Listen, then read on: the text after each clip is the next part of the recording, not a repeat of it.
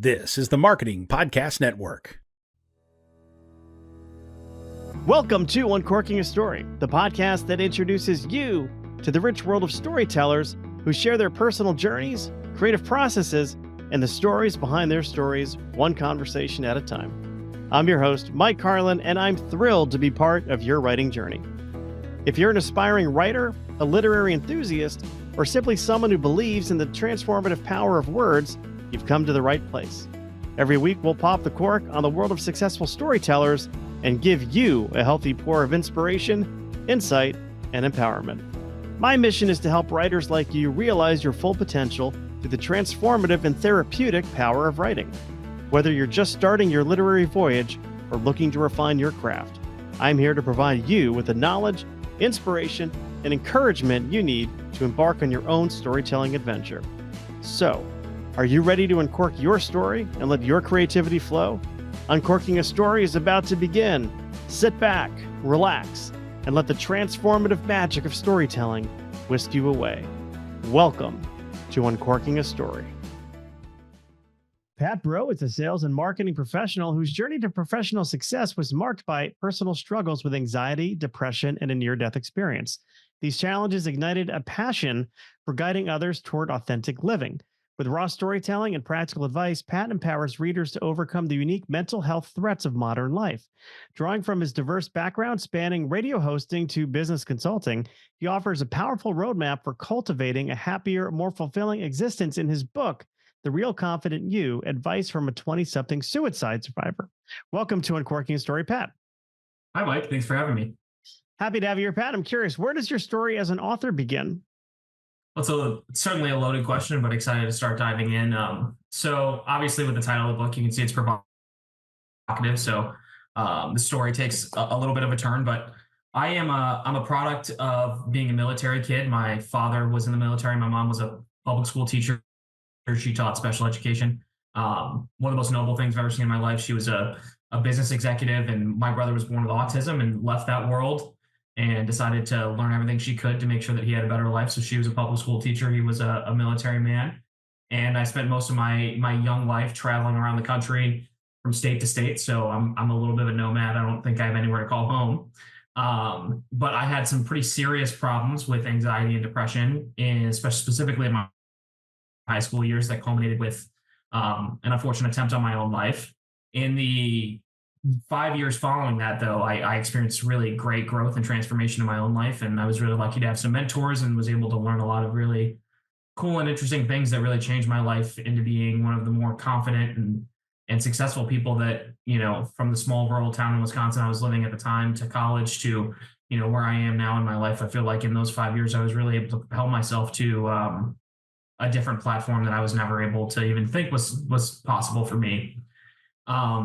And so with the culmination of that and a little bit of late college cockiness, I wrote this article called Suicide to Success about what had happened when I was in high school, mostly because I felt like I was living my last lie. A lot of my anxiety was about masking my own identity and who I really was, which I think a lot of people just do in high school anyway, right? Like we're all kind of figuring out who the heck we are. And so we're kind of hiding so many elements about ourselves because they're not cool or whatever it is. But I did feel like not telling the world that, hey, like I was going through all this stuff and that's why I was acting the way I was. And a little bit of I'm sorry, but a lot of, if this can reach someone, I hope it can help. I wrote down basically like, my story up until that point, and then how I had, not the how, but really that I had turned things around and I was doing significantly better. And that was in 2020. And that article went as viral as the written word can go here in the modern era, right? And from there, I had gotten this just pouring of outreach of people asking, hey, how did you get better? What did you do? Like, what is your opinion on this? And it was people that I knew, but it was also people from all across the country. And suddenly I felt like I had this voice to really help people and change people's lives if I could at all touch them in any sort of way. And so I wrote this book really as the part that was missing from that article, which is the how did I get better and how can you get better? And even if you're not on that extreme of mental health challenges, what are the things that you can do in your life to live a more confident, happy, and successful life? When did you first start notice noticing in your life that you were, dealing with anxiety and depression, even if you didn't call it those things Mhm. back then? Yeah, I mean, I think as early as middle school, probably, but it's hard to tell how much of that is just like being a teenager, you know? And I think that's something that's so insidious about the modern day is that for kids going through the world now, despite my bald head, I'm 26, so I lived through the social media era. And yeah, thank you. And the the normal teenage angst that I think everybody goes through, you go home and it's over. But in the modern day, you don't go home and it's over. It follows you with your phone, right? So how much of it was nature versus nurture, or how much of it was the environment in which I was living in, and how much of it was I predisposed to? I don't really know, but I would say those kind of things started popping up when I was in middle school. And how comfortable do you feel sharing a little bit more about your suicide attempt and near death experience? Yeah, I feel comfortable talking about all of it. Yeah. Yeah, Would you yeah, like I'm me to go curious. into detail about it? Well, I just love to know, just like what go getting up to that point, Yeah. right? Yeah, and to the point where you're making that decision. Yeah. So I think if we look back at that time in my life, I was a really competitive athlete. Um, and I had gotten a pretty severe injury that basically ended my career to my lower leg. My toe touched my heel in wrestling. So there you go. That's about as gross as I can describe it. But and so doctors prescribed me hydrocodone. So I was on opiates. And so if you know anything about being a depressed person, maybe the worst possible thing you could give to someone on depression is some sort of painkiller, especially one that's opiate derived, right? I mean, it's just going to send you down a spiral. And so these already really heightened feelings of anxiety and depression. I mean, we're talking about me having between 6 to 10 panic attacks a day, like being the loud, funny, like causing a mess in class kind of kid, but then raising my hand and having to run to the restroom and have a panic attack in the middle of the day. Those things were already happening before that, right? I was already in a pretty anxious, pumping in and out of depressive state. And so you pour a cocktail of drugs on top of that. And I think that's where really you spiral into me attempting to take my own life. Yeah. Um, and what was the aftermath of that like? Because obviously it was an unsuccessful suicide attempt. Yeah. What was the aftermath like? It was maybe one of the more eye-opening things. You know, people say like, "Oh, when you hit rock bottom, like things change dramatically," and it did. Like pretty much immediately, when you do something like that, you're not making really a rational decision, right? Like the rational part of your brain isn't speaking. And when I came out of it, right? So I did it with the opiates, right? I don't need to go into detail about how I tried, but so when I came out of that feeling, um, the rational part of your brain kind of takes over, and it's like, hey, what are we doing? And so it became an immediate scramble of, hey, like this is, I don't like life is when you really come to grips with the idea of dying and you actually think about it with your rational brain, it really makes you think about, okay, there's some things that need work here and let's get it done. This is going to be the most woo woo question I'll ask you here, but We can go as woo woo as you want. did you have like the classic near death experience? Seeing the light, being on the other Are you side. asking if I saw God? Like if I saw the light? Yeah. Yeah, no, I didn't. I didn't. I Okay. didn't. I did Yeah. not. All right. No. And so what? So now let's sort of pre-post here. Now we're on the post side of things. This experience sort of kind of propels you to like do something with it, right? So you're, Mhm. I mentioned in that intro, guiding others towards authentic living. I'm Mhm. curious a little bit more about that. Like, where did the insight into authentic living come from? Yeah, I think what I soon, the first thing that I went to was really just understanding how my brain worked. Like, how did I get to this place? I was by all means like the all American kid, right? Doing well in school, popular athlete, like all the kind of classic things, wearing a Letterman jacket, all that kind of stuff, right? Um, and so immediately I went to, okay, what are the physical mechanisms in which how does my brain actually work? Right. And so some basic pop psychology of like, this is what does this. This is what does this.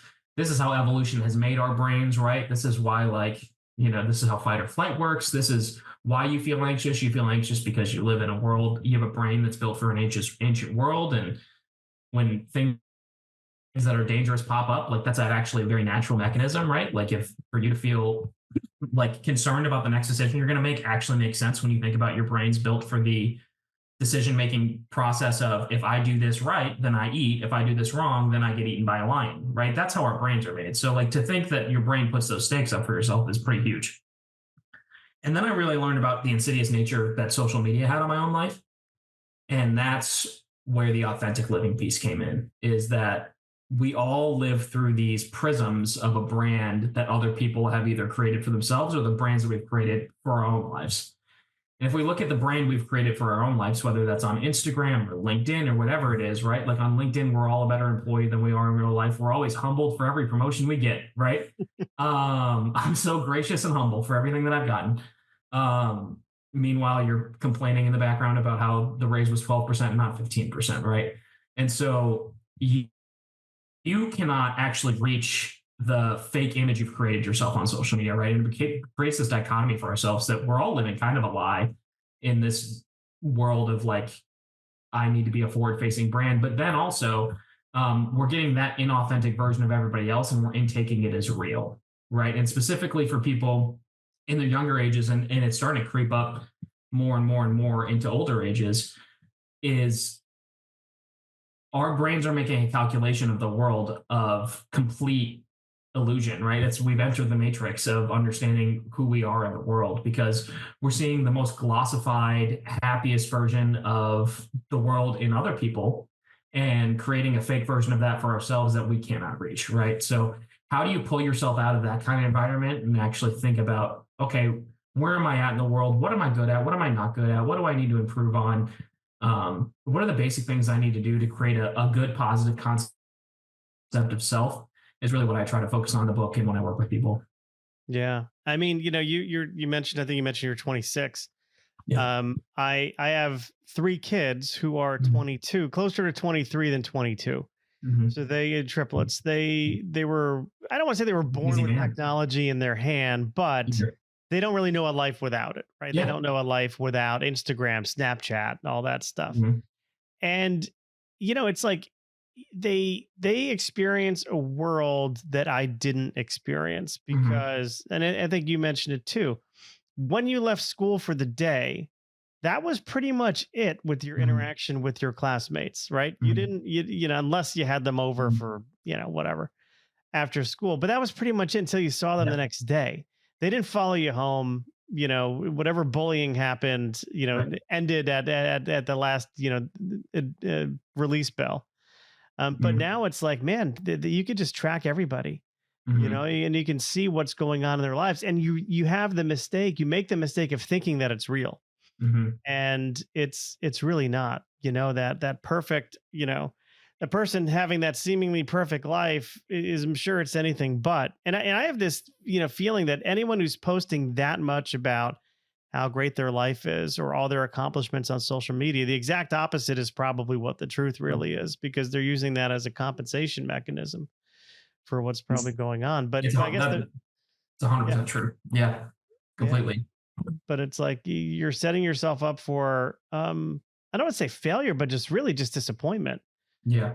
Why can't I be like this person of myself that I'm trying to, Correct. portray to the world? And I don't want to just pick on like the younger generation. I see it on LinkedIn too. It's like somebody loses their job and all of a sudden they're the most positive, version of themselves I've ever seen. Right. And I'm like, okay. Right. There's a little lack of inauthenticity here. But my big question for you is, how do you guide people back to authenticity, or even not even back to it, because back to it presumes that they once had it? How do you help guide people towards living an authentic life? Well, I think the first thing is we are all bombarded with constant amounts of stimulation, right? The thing that has made us all so heightened and so wanting to reach for the phone, to post the thing, to make sure that people look at us a certain way, or the thing that makes us avoid everything that every one of our feelings right throughout the day. We can't stand in a line to get on the subway without swiping through TikTok, or, we can't sit at home. It's funny, marketers know this more than anybody. they now market to first screen and second screen, right? Because no one is actually just watching the TV. You have to have the phone and the TV at the same time, right? So the first thing that everybody should do, and this is whether you're dealing with any sort of mental illness right now or not, that's going to make a pretty tremendous difference in your life, is just bringing down the total amount of stimulation that is actually coming in. And that can be from many things. That can be from work, that can be from your phone. Most of it's probably going to come from technology, right? And so the first thing that I'll have anybody do is just take 10 minutes of pure stillness. That is with no light, no phone stimulation, no guided meditation, anything, right? Just taking a short amount of time, doing something like box breathing and just shutting the world out and just being with yourself for however long that is, right? And the funny thing about meditation is people will say like, I can't not think of anything. Well, the point of meditation is actually to like let the thoughts run through your brain and go, oh, that's a thought. Okay, good. Like, oh, I do think that, and to actually sit with what's going on in your world. And so just taking 10 minutes out of your day just to be quiet and still and understand that like I don't need the stimulation pumped in to keep my attention span going will reset your need for it, right? Because we're all so addicted to this stuff. And the problem with us being addicted to the stuff is the thing that we're addicted to is making us more stressed, right? The thing we go to when we're stressed, our phones, makes us more stressed inherently just because of that light dopamine drip we're getting at all times. So taking small things like taking a 2-week break off of social media, deleting the apps off the phone. If you do it for business, maybe keeping that stuff on your laptop, but not having it on your phone, and just seeing what it's like to take 2 weeks or even 24 hours off of your phone and see how often you're reaching for it, and just retraining yourself to understand, okay, how much stimulation am I taking in, and what is a healthy balance for my own life? Because we've all kind of let the runaway train grow a little bit. Yeah, I mean, this is kind of along a similar train of thought. So just bear with me here. But Yeah. a few years ago, I wanted to embark on a weight loss journey. Mm-hmm. So I took a week off of anything with sugar or carbohydrates. Lo and behold, I drop a significant amount of weight like right away. Mm-hmm. And you want to keep it off, so you gotta really watch your diet. You've got to exercise. You really have to change your behavior, right? Mm-hmm. You've got to change your relationship towards what you're putting in your body and how you're treating your body. Well, with this, it's like, okay, well, me taking that 7-day fast from sugar, I love the idea of taking a 7-day or 30-day or 40-day, if you want to get in Lenten terms, break with social media or with technology, or with news, or with, television. You know what I mean? It's like, just to see like what our lives would be like if we didn't have this constant stimulation all the time. Completely. And, I'm not an advocate for not having it in your life, right? We need all these things in the modern world to operate. You might not need Instagram or TikTok or Facebook, but certainly we need LinkedIn as if you're a professional, or you need, a lot of people use this stuff as their profession, right? So, and understanding how to use it healthily is a good thing. And for kids, it certainly creates a certain amount of social isolation if they're not able to use it, right? Now you're like the weird kid who doesn't have Instagram. But understanding your actual relationship with it and taking some sort of fast away from it, right, gives you an idea of how often am I reaching for my phone? At what times of the day am I reaching for my phone? It's funny, I do it every quarter. I just take 2 weeks off every quarter. And every time, it never fails to amaze me that I will still instinctually just grab from my phone and open up my phone and my thumb will go to an app where it sits on my phone. That's not there. And it'll take you pause for a moment and you'll go, oh, I don't have this option right now. Put it back in my pocket. And and those little micro things that we do throughout the day, people are checking their phone, 2,000, 3,000 times a day. So all those little micro behaviors throughout the day, you really get a good stock of them, even if you take a day off. Yeah. So going down this path of a sort of a technology fast, if you will, that's one ingredient to help guiding people towards living a more authentic life. What else is part of that recipe in terms of helping you find authenticity in your life?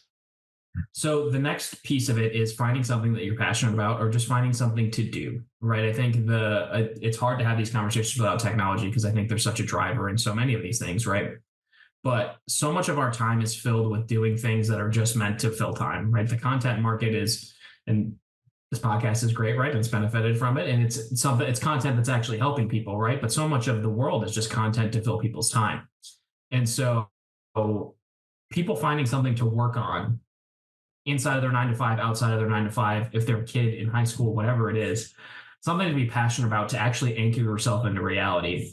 And we can go all the way back to the 70s and the self-esteem movement, where, you know, the psychology of the day was that self-esteem was the most important thing to a child's behavior, right? Like if a child had high self-esteem, then they thought then a child would perform better. And so all of our schools and most of our corporate world still functions around that idea that if someone's self-esteem is higher, then they're going to perform better, right? So that's where people always ask, why are all these kids getting participation trophies? That's kind of the psychology that drove the participation trophy movement and teaching and all. But the problem is that all those studies were backwards. Really, when they studied the kids, they said, oh, these kids have high self-esteem, so they achieve well. Really, they achieved well, so they had high self-esteem, right? And so all those studies have been debugged. So you need to have something to anchor yourself into reality that, you know, you work hard on. And it can't be just, it doesn't have to be something that you're doing for your job, right? If you're into Legos, work really hard to be the greatest Lego master you possibly can, or be a security guard at convention. That's where you take something from a hobby to a passion, or something that you're actually working towards. In building skills, we build confidence, and we build a better understanding of ourselves. When we fail a bunch of times, it's something we really love doing. I remember like just growing up and the time period when I did, you know, the 1980s, you know, and this is probably still true now, but you were judged by how good you were at sports, especially if you were a guy. And I wasn't the world's greatest athlete. You know, I enjoyed running, like I did cross country, but you know, team sports, basketball, forget it. Didn't have the height or the hand-eye coordination. Well, decent at basketball, but I never, you know, I enjoyed it, you know, to play with my friends. Never really liked the competitive aspect of it. So I felt like kind of a different, if you will, because I wasn't just into that stuff. Didn't even like watching it on TV all that much. So, you know, what did that make me? But what I found, especially when I got into high school, is I loved performing. I loved being on stage. I loved, later on, I just discovered a love of writing, and then a love of writing or performing something that I had written. So it's like, and then I was able to parlay that into a career. So I love the idea of finding something you're passionate about as another, you know, part of this recipe, because I think your body or you know, if you believe in the concept of a soul, you know, it just knows when something feels right to you. Correct. And if you get excited about doing something, and I get excited about doing stuff that terrify other people, like getting up on stage and performing stand up would, you know, I think fear of public speaking is just behind like fear of sudden death or something like that. And but anyway, so I love that. So what else is in the recipe here? Is there any other key ingredients in our recipe? Yeah, the next one is taking care of your physical health, at least in some sort of way, right? There's a million studies that say, you know, eating a diet of mostly processed food is almost certainly going to cause some sort of mental health issues. I get that for a lot of people, it's probably not financially possible for them to be able to not do that, right? Like, yeah, you know, I'm very well, again, dad was in the military, mom was a public school teacher. The eat shells and cheese and hot dogs did happen pretty often, right? But the best you can do to trade up choices in that scenario about what you're putting in your body, and the downstream effects of kind of the chemical soup you're putting in your body is certainly helpful. Getting in the sun, sunlight, vitamin D. Most of our emotional regulatory systems are built around sunlight, including sleep, right? And that's another big one, is go to bed. Something like 65 to 70% of all like manic depressive episodes happen while someone is basically sleep fasted, while they have a low amount of sleep. Back to the phones, right? People are scrolling on their phones all night. So finding ways to get 8 hours, get outside early in the morning, get some sunlight on your face, take some magnesium, glyphosate, all that kind of stuff. But getting sleep, taking care of your body generally in a way that's kind to your body, right? That's not like I hate the way I look in the mirror, but hey, I need to put better things and treat myself better. Get some basic movement in. And if you're not moving right now, just go for a walk, that kind of thing. Basic body care is really important for keeping the mind correct. I also imagine even just like spending time in nature and just being Correct. outside, Yeah. getting Yeah. I'm a runner. I love to run outside. I the thought of running on a treadmill, um and it doesn't terrify me, but it's like a method of last resort, Yeah.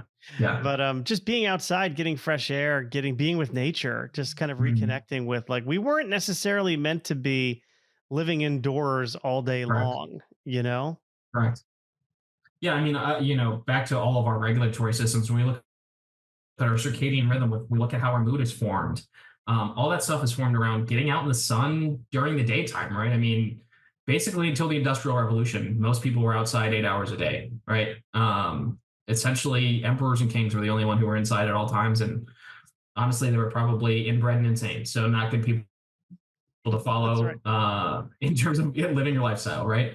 Um, most of our bodies are built on let's get outside, let's get some vitamin D, and it's also just studies continue to show over and over again how calming it is to us, right? It's where we're supposed to be. Get outside if you can. I also understand. I lived in Minneapolis at one point in my life, right? I get that winter kind of precludes a lot of that stuff. Just try to get out on your back porch for at least 3 minutes in the morning, bundle up, go look at the sun, not directly at it, but just underneath it, right? And get some vitamin D on your cheeks. Supplement with vitamin D in the wintertime if you can. 70% of Americans are deficient in it, so get some vitamin D in your body, and you'll see some pretty amazing effects in your life. Yeah. What about sort of giving back or finding ways to give back Yeah, to culture, society, the greater good? Is that part of the recipe? it is. It's the final piece of the recipe. Basically, it's rebuilding your sense of self and who you are, and then finding ways to give back to others. And it's all wrapped up into, and a lot more in the early book, I talk about gratitude, but I think we've all been robbed of our feeling of being grateful for everything that's around us. I think because of the 24-hour news cycle or whatever it is, we all feel so scared, right? It's funny that in the modern day, one of the most popular gifts every year is a Ring doorbell going to suburban moms outside of Cincinnati when we're living in the safest, healthiest, most wonderful time you could possibly live in as a human being, right? That's all because we're kind of scared of each other and we all have this kind of inherent fear of others. But when we get out in our communities and we actually help others, whether it's in a small way or in a big way, right? And being sacrificial of your time, being sacrificial with your money if you have the access to do it, um, is one of the most beneficial things you can do. And the world deserves the most confident, real version of yourself out there doing the best work you can. Yeah, and I think you deserve it too, right? I mean, you deserve Correct. the most, real version of yourself if you can Mhm. find it Mhm. in this day and age. And it sounds like you've got a great approach for helping people find it. I'm curious, Pat. I think you mentioned, starting this in 2020. Did I Mhm. remember that correctly? Yep. There was something going on in 2020. Certainly, Mhm. maybe it Mhm. started around February, March. Yeah. What role, if any, did the pandemic play in your putting this together? A big one. And and I graduated college in 2020, and it was an interesting time because that's a time of reflection. A lot of times where you get to kind of look back. But I was my commencement speaker for my university in my parents' office on Zoom. Right, it was a very strange time.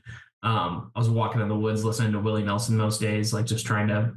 But watching, really, I mean, if you look at the pandemic as a whole. I mean, it's basically one big mental health crisis, right? Of just people locked in their homes for a long period of time. And I released that article in February, and really over the course of that summer, a lot of people reached out for help. So it had a huge impact. I still think we're feeling kind of the long tail effects of that still. I mean, we're depending on how you look at it, 2021 or 2022, we're really only 2 years out from basically people being kept in solitude in their home for a year at a time.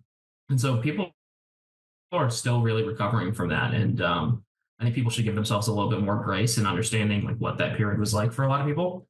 Um, Depending on however severe you thought the virus was or whatever your views on the actual epidemic are. Um, but it still had a toll on all of us just with the amount of insanity that year provided all of us. And the amount of grief that a lot of people went through and so much, right? Just one big, massive, insane event. So the long tail of that is still being felt by a lot of people and a lot of the Oh kind yeah. of the habits that people have too. our country's drinking a lot more. A lot of the kind of diseases of despair are up. So the long tail is definitely there. Yeah, I mean, I see it in in my day job. Going to work. We're all supposed to be in our office at least 3 days a week, Mm-hmm. and there are a lot of people who have a hard time, Mm-hmm. getting into that office 60% of their time because they don't know Mm-hmm. how to behave in social settings, or Yeah. they're scared of getting sick. Yeah. Because there were so much messaging out there of getting sick, and it just Yeah. seeing. I mean, every day the news had death counts. Yeah. It was like who's Yeah. dying, how many people died today, and Yeah. that's there's a lot of post traumatic stress there. Completely. Maybe not in the traditional soldier coming home from war sense, but there was a lot of trauma, a lot of mental trauma, perpetrated by the pandemic. Yeah. And people who profited a lot on making people scared, right? I think the news media, no matter which side of the political aisle they're talking from, really makes their money on scaring people, right? I mean, fear keeps eyeballs on the TV and it gets you to the next ad.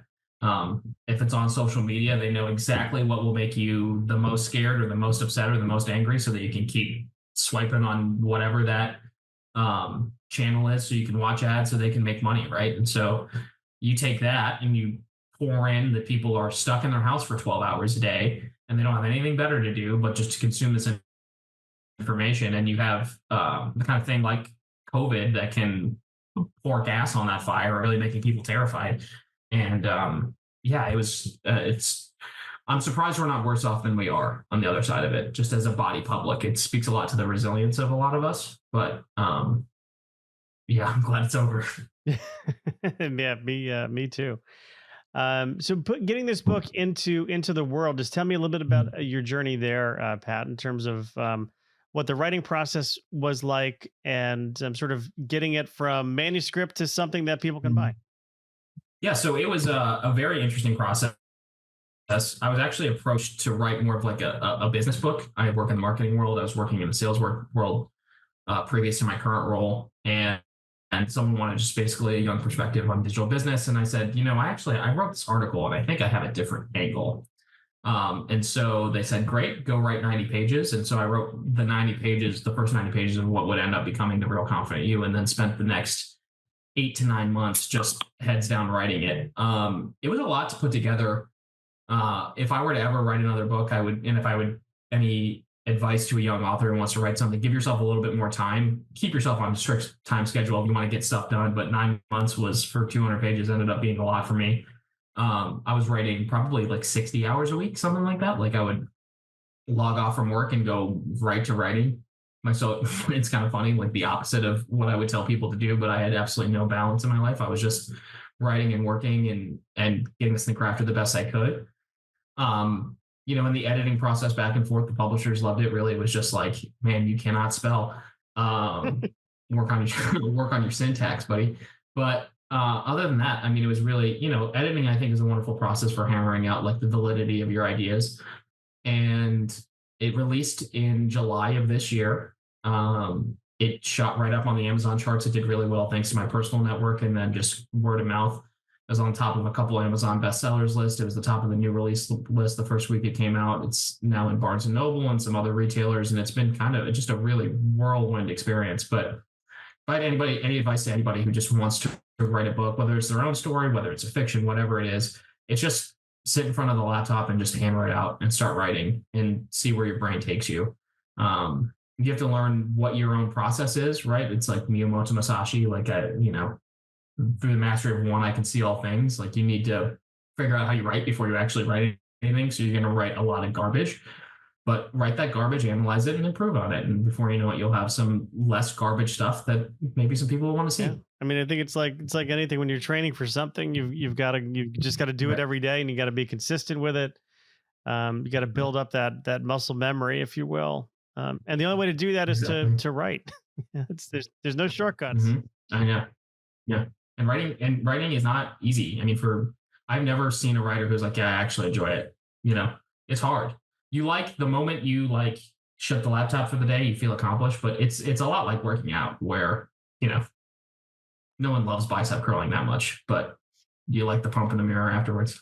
That's right. Yeah, That's right. You like looking like Hans and Franz. exactly. Well, Pat, this has been a fun conversation. I'm curious, where can people learn more about you? Or do you have a website? Are you active on social media where people Yeah. can connect with you?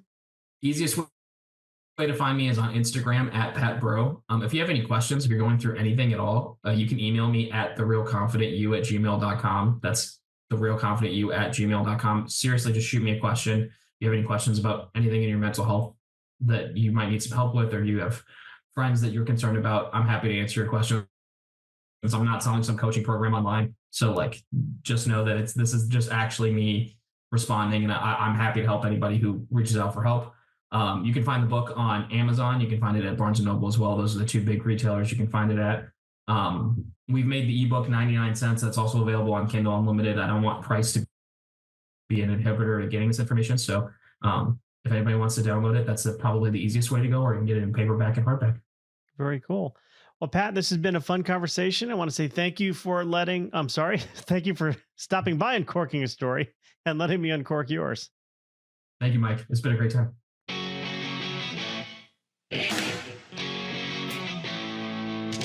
Thanks for listening to Uncorking a Story. If you'd like more information about today's guest or to find out more about Mike, go to uncorkingastory.com. If you enjoyed the show, please subscribe, rate, and review us at Apple Podcasts, Spotify, or wherever you get your podcasts. Tune in every week to hear Mike Carlin uncork a new story.